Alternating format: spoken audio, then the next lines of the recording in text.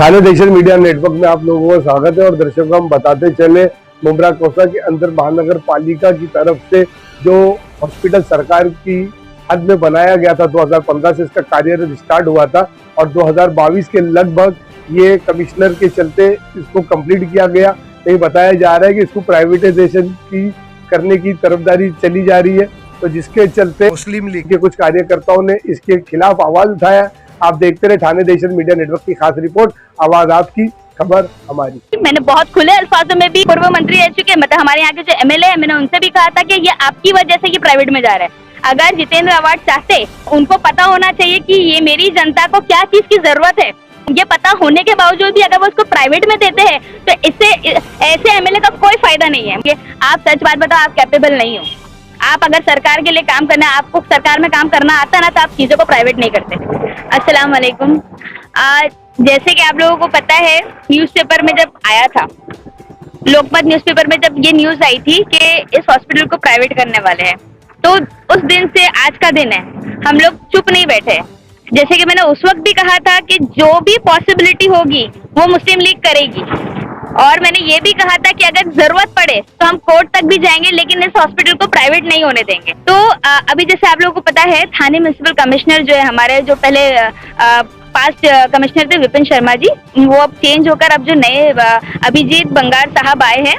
तो मुझे जब इस बात की जानकारी मिली, तब हमारे ग्रुप में हमने डिस्कशन किया कि क्यों ना ये जो नए कमिश्नर आए हैं, इनको जो है इस चीज की जानकारी दी जाए कि 2 डिकेड से, यानी 20 साल से जो है मुंब्रा के लोग इस हॉस्पिटल का इंतजार कर रहे हैं, और आज जब ये बन के तैयार होने की कगार पर छोटा मोटी चीजें चालू भी हो चुकी है, तो अब जो है इसको प्राइवेट में डाला जा रहा है। तो क्यों ना नए कमिश्नर से ये अपील की जाए कि आप जो है, जो प्रीवियस कमिश्नर ने जो डिसीजन लिया है उसको आप ओवर रूल कीजिए। लेकिन ये जो हॉस्पिटल बनाया गया था, ये मुंब्रावासियों के लिए हॉस्पिटल बनाया गया था जी। अब अगर इसको प्राइवेट करते हैं तो मुंब्रावासी कहाँ जाएंगे?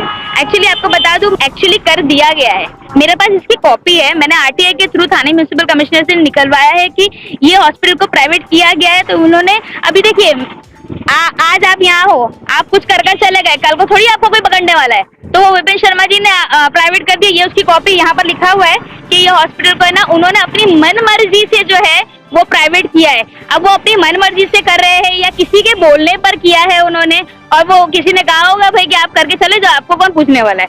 देखिए मेरे पास है ना वर्क ऑर्डर भी है इसका। मैंने इसका टॉप टू बॉटम, शायद एक जो ये जमीन खरीदने से लेके ये पूरी इमारत बनने तक हम लोगों ने हर चीज की डिटेल निकाली है इसके अंदर। ये जमीन भी हमारी है, हमारी मतलब हमारे मुंब्रा वालों के टैक्स के पैसे से ये खरीदी गई है, और ये स्ट्रक्चर जो बनाया गया है ये भी हमारा है। ये 2015 का वर्क ऑर्डर है, जहाँ पर लिखा हुआ है G+2, यानी 2 फ्लोर का हॉस्पिटल जो है अलॉट हुआ है, ठीक है। उसके बाद इसके ऊपर काम किया गया, और शायद 2016 में इसको कैंसिल करके, अगर आप देखोगे यहाँ पर 2016 लिखा हुआ है, जहाँ पर ये भी लिखा हुआ है G+1 कर दिया गया है इसको। यानी इस हॉस्पिटल के ऊपर इतनी जो है कंट्रोवर्सी चल रही है, इतने स्कैम सामने आएंगे अगर आने वाले दिनों में, हम अगर बाकायदा पैसे के ऊपर बात करी जाए, क्योंकि ये मेरे ख्याल से तकरीबन 100 करोड़ का घोटाला है इसके अंदर, क्योंकि ये हॉस्पिटल 56 का या 63 करोड़ के आसपास में कुछ बनने वाला था। इसमें अभी उसमें 100 करोड़ और एक्स्ट्रा लग रहे। तो इतना जो हॉस्पिटल जो पैसे अलॉट हुए थे, उसके अलावा इतने पैसे लगना, इसका मतलब आप समझते हैं कितना बड़ा स्कैम इसके पीछे चल रहा है। जब आप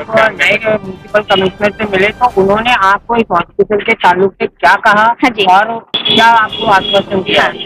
मुझे सबसे पहली बात तो मैं आपको बता दूं कि पहला कोई कमिश्नर मुझे ऐसा मिला, उन्होंने सामने से मुझसे पूछा, पहले उन्होंने मुझे बताया, मैंने उनको कि क्या क्या मैं चाहती हूँ। मैंने तकरीबन पूरे 50 पेजेस की मैंने उनको लिखित में रिपोर्ट दी सबूतों के साथ कि हम क्या चाहते हैं, हम कैसे चाहते हैं इस हॉस्पिटल को। और ये सरकारी हॉस्पिटल था, मुंब्रा वालों के लिए था, अब इसको जो है प्राइवेट कर दिया गया है। तो बाकायदा पहला कोई कमिश्नर मुझे ऐसा लगा, उन्होंने सामने से मुझसे पूछा कि मैडम आप क्या चाहते हो। तो मैंने उनसे कहा कि ये मैं नहीं चाहती, ये पूरे मुंब्रा वाले चाहते हैं कि ये हॉस्पिटल जो है वो सरकारी ही रहे। पूरे मुंब्रा से जो यहाँ पे जो इसका टैक्स जाता होगा हॉस्पिटल के लिए, कितना जाता होगा? हॉस्पिटल के लिए जैसे ओवरऑल अगर मैं टैक्स की बात करूँ तो मुंब्रा से जो है वो हर साल का जो टैक्स है वो काफी, मतलब 20-21 करोड़ के आसपास जो है। मेरे पास जो है ना इसकी भी रिपोर्ट है, मैंने आरटीआई के थ्रू निकाला। यहाँ पर लिखा हुआ है 2000 अभी 22 चल रहा है, 21-22 इसमें करोड़ रुपीज, ये 30 करोड़ के आसपास जो है मुमरा से जो है वो टैक्स गया है। अब एक बात बताइए, उसके अलावा हमने ये भी उनको बताया, ये कलवा हॉस्पिटल है, इसको साल भर में मैनेज करने के लिए और मेंटेन करने के लिए तकरीबन 7-8 करोड़ रुपए लगते हैं। हालांकि आप देखेंगे कि ये नया हॉस्पिटल है तो उसको शायद मेंटेन करने के लिए इतने पैसे दरकार नहीं है। हालांकि 1-2 करोड़ में 3 करोड़ में बात बन सकती है। हमने ये कहा उनसे, तो हमने ये भी रिपोर्ट निकाल के दिया उनको कि कलवा हॉस्पिटल किस तरीके से चलता है, कितना उसका पैसा लगता है, हमने ये सब भी उनको बताया। और ये नया हॉस्पिटल मेंटेन करने के लिए इनके लिए सिर्फ 1-2 करोड़ की बात है, तो 30 करोड़ अगर मुमरा से जा रहा है तो क्या 2 करोड़ रुपए मेंटेनेंस के लिए नहीं लग सकता है यहाँ पर? और ये पूरी 50 पन्नों की हम लोगों ने कॉपी थाने कमिश्नर को दी है और उनसे कहा है कि आप जो इसके ऊपर काम कीजिए, और उन्होंने मुझे कहा है, पूरा आश्वासन दिया है। एक्चुअली क्या है ना, यहाँ पर है ना, जो सरकार में जो लोग आते हैं अपने आप को ये लोगों को ये बोलते हैं कि भाई हम आपके लिए काम करेंगे, हम आपके लिए करेंगे। आप सच बात बताओ, आप कैपेबल नहीं हो। आप अगर सरकार के लिए काम करना है, आपको सरकार में काम करना आता ना, तो आप चीजों को प्राइवेट नहीं करते। आप कैपेबल नहीं हो। आप कोई इशारा कर रहे हैं, वो आप उनके बताइए कि आप इशारा किस पे कर रहे हैं, आप नाम लेके बोलिए। देखिए, आप सभी को पता है कि सत्ता इतने टाइम से किसकी चल रही है। एनसीपी पार्टी की मैं बात करी, मैंने बहुत खुले अल्फाजों में भी जो पूर्व मंत्री रह चुके, मतलब हमारे यहाँ के जो एमएलए है, मैंने उनसे भी कहा था कि ये आपकी वजह से ये प्राइवेट में जा रहा है। अगर जितेंद्र अवार्ड चाहते, वो तीसरे टेन्योर चल रहा है उनका, उनको पता होना चाहिए कि ये मेरी जनता को क्या चीज की जरूरत है।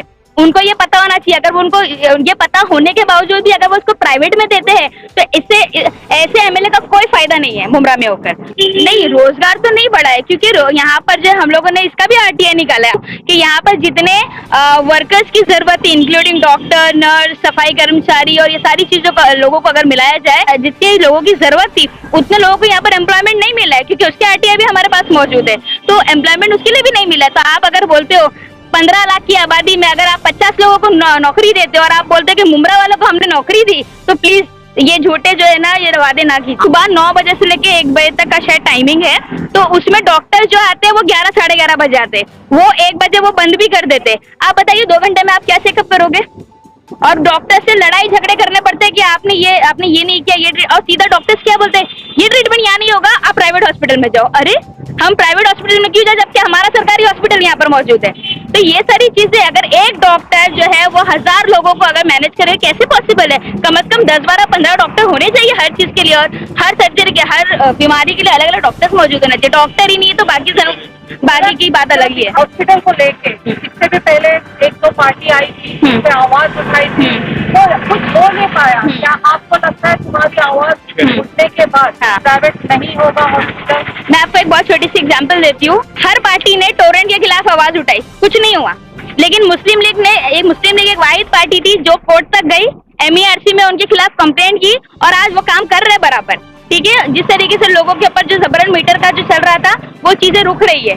तो कोई हर पार्टी आके यहाँ पर आपको जो है वो अच्छी बातें देगी, अच्छी लॉलीपॉप देंगी, लेकिन करने वाला कोई कुछ नहीं है। करेगी तो इंशाल्लाह सिर्फ और सिर्फ मुस्लिम लीग करेगी। और जैसे कि मैंने पहले भी बताया कि अगर हमको जरूरत पड़े तो हम जो है वो कोर्ट तक भी जाने के लिए तैयार है। मीडिया के माध्यम से आप मुमरा की जनता को क्या संदेशा देना चाहिए हॉस्पिटल को लेकर? देखिए, मैं पहले भी बहुत बार हर मैटर में बोल चुकी हूँ कि हर जगह पर यूनिटी बहुत ज्यादा जरूरी है। आप अगर साथ होके खड़े रहो ना, मैं आपको बहुत अच्छा उदाहरण उसका ये दे सकती हूँ कि टोरेंट पावर में जब हम लोगों ने अवेयरनेस क्रिएट किया और उन लोगों को कहा, तो सारे बिल्डिंग वाले एक साथ खड़े होकर उन्होंने कहा कि हम मीटर नहीं चेंज करवाएंगे। टोरेंट पावर ने मीटर नहीं चेंज की, ये कैसे पॉसिबल हुआ? यूनिटी की वजह से हुआ ना।